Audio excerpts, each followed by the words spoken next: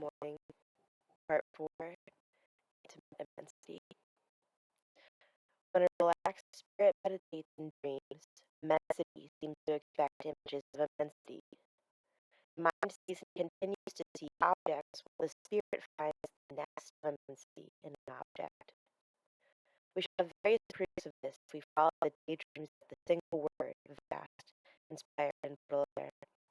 Indeed, vast is one of the most Baudelarian of words, the word that marks most naturally for this poet, infinity of infinite space.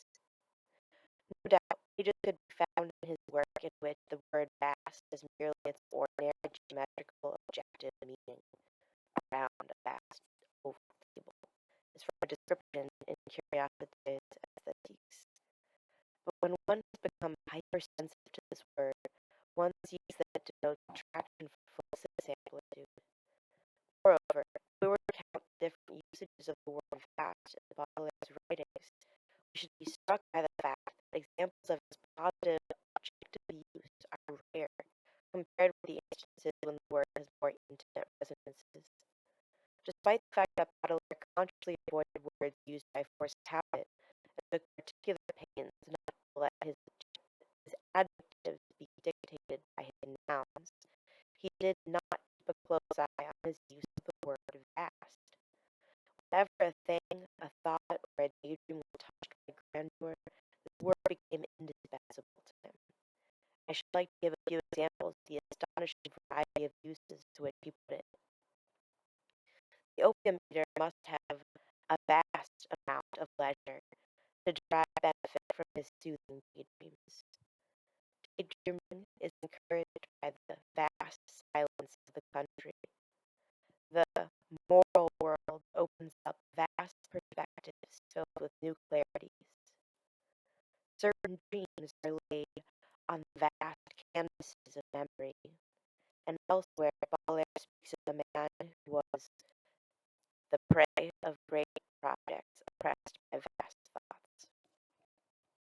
Describing a nation, he wrote, quote, nations are vast animals whose organization is adequate to their environment, and returning later to the same subject, nations are vast collective creatures. Here, there is no doubt that the word vast increases the tonality of the metaphor. In fact, without this word, to which he attached importance, he would have perhaps hesitated because of the indigence of the image. But the word vast says everything. Baudelaire adds that readers will understand the comparison if they are all familiar with these vast subjects of contemplation. It's no exaggeration to say that for Baudelaire, the word vast is a metaphysical argument by means of which by means of which the vast world and vast thoughts are united. We say that again. It is no exaggeration to say for Baudelaire, the word vast is a metaphysical argument by means of which the vast world and vast thoughts are united. But actually, this grandeur is most active in the realm of intimate space. This grandeur does not come from the spectacle witnessed, but from the unfathomable depths of vast thoughts. In his Journal Intimes, Baudelaire writes, in certain almost supernatural inner states, the depth of life is entirely revealed in the spectacle, however ordinary, that we have before our eyes, and which becomes the symbol of it.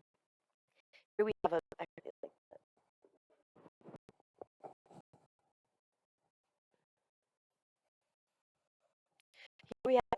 that designates the phenomenological direction I myself pursue. The exterior spectacle helps intimate grandeur unfold. The word vast, for Baudelaire, is also the word that expresses the highest degree of synthesis. In order to learn the difference between the discursive ventures of the mind and the powers of the spirit, we must meditate upon the following thought.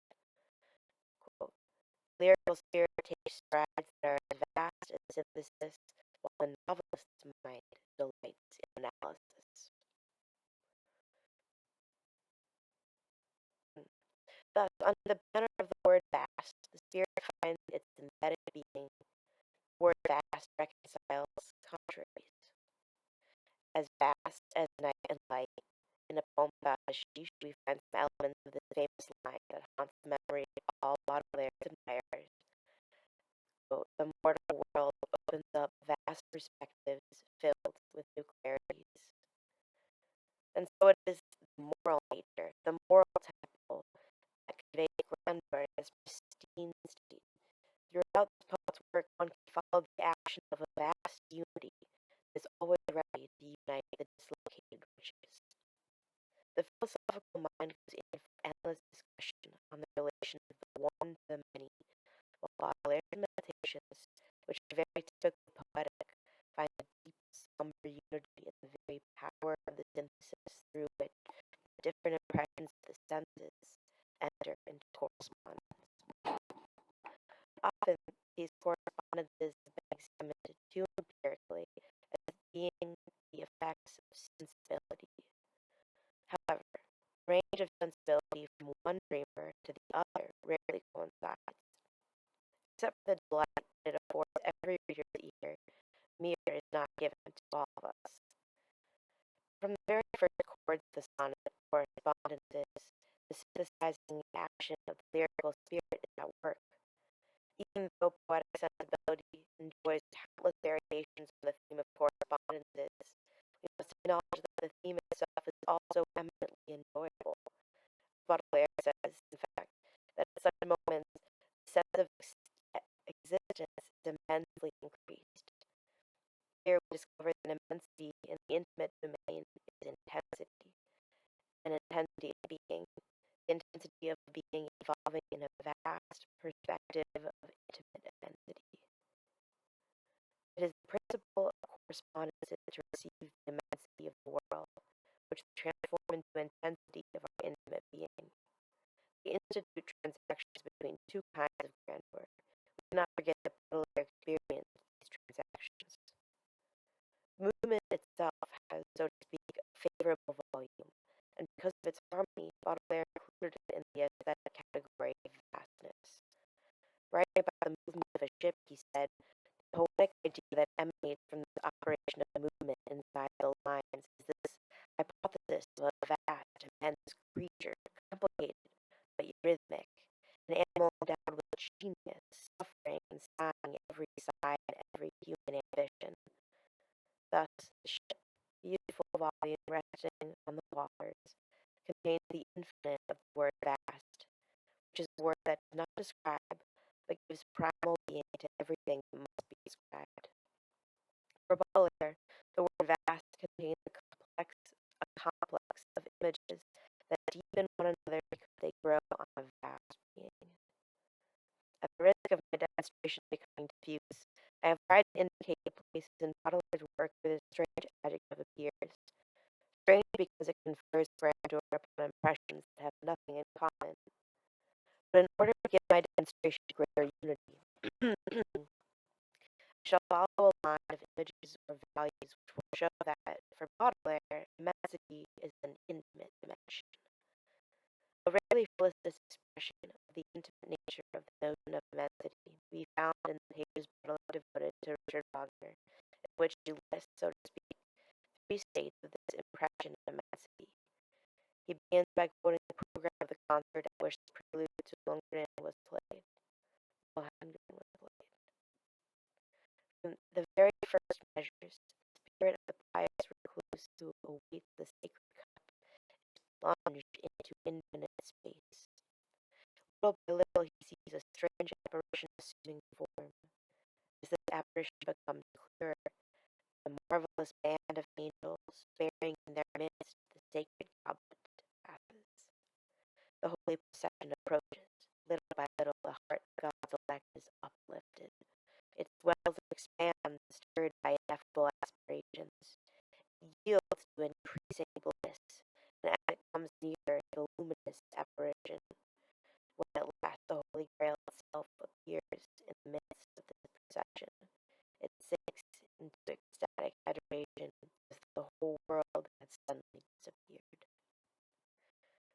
All the underlying beginnings in this path were made by Baudelaire himself.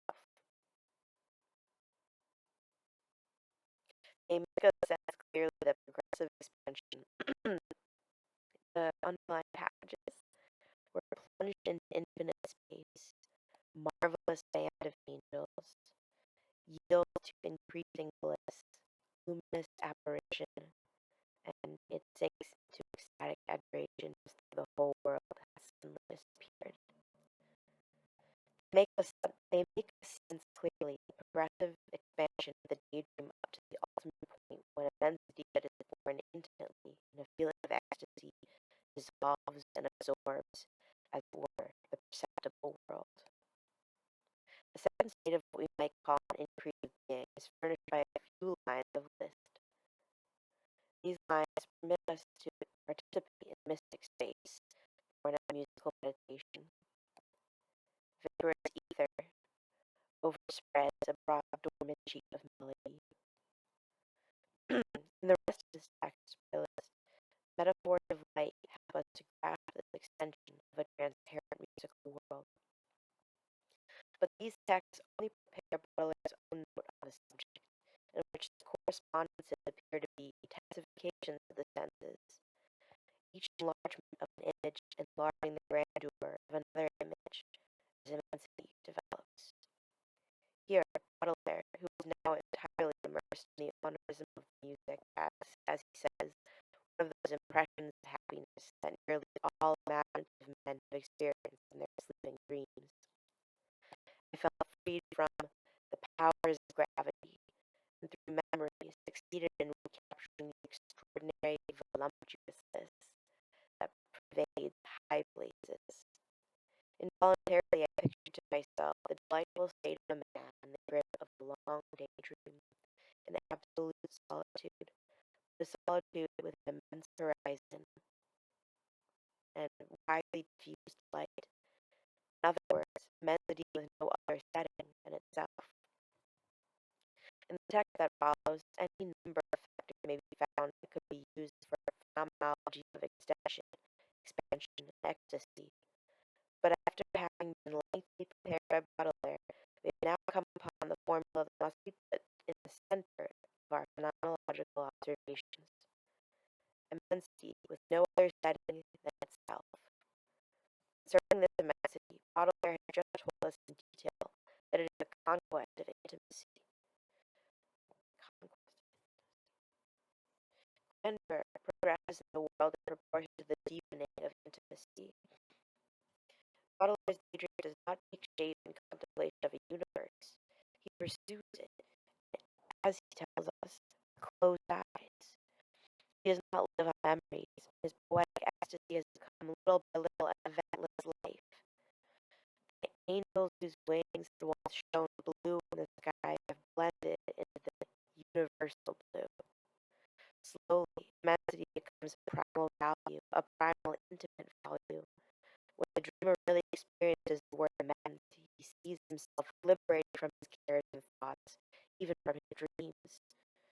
He is no longer shut up in his weight, prisoner of his own being. If we were to study these fragments by Baudelaire according to the normal methods of psychology, we might conclude that when the poet left behind him the setting of the world to experience the single setting of immensity, he could only have knowledge of an abstraction come true. Intimate space elaborated in this way by a poet would be merely dependent of the outside space of geometricians, who seek infinite space with no other sign than infinity itself. Such a conclusion would fail to recognize the concrete ventures of long daydreaming. Here, every time daydream abandons a too picturesque feature, gains further extension of intimate being.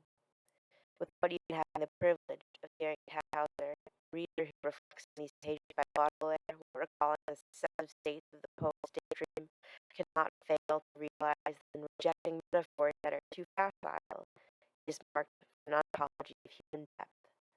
For Baudelaire, man's poetic fate is to be the mirror of immensity, or even more exactly, immensity becomes conscious of itself through man,